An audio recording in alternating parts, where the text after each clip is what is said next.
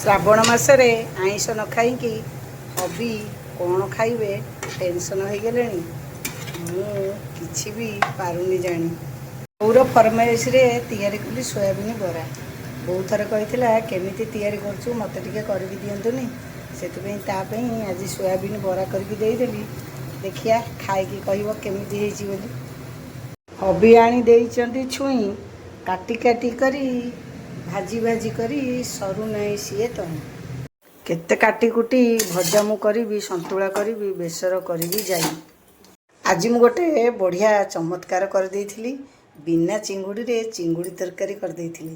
କାହିଁକି ନା ହବିକି ଭଣ୍ଡେଇବି ବୋଲି ଭାବୁଥିଲି। ହବି କହିଲେ ବିନା ଚିଙ୍ଗୁଡ଼ିରେ କେଉଁଠି ଚିଙ୍ଗୁଡ଼ି ତରକାରୀ ହେଇପାରିବ? ହେଲେ ଇଏ ତ କ'ଣ ବଡ଼ ବଡ଼ ଛୋଟା ଚିଙ୍ଗୁଡ଼ି ଭଳିଆ ଦେଖାହେଉଛି। ଦେଖିଆ ଟେଷ୍ଟ କରିବା କେମିତି ଲାଗୁଛି। ଖାଇଦେଇ କହିଲେ ହଁ ଚଳିବ।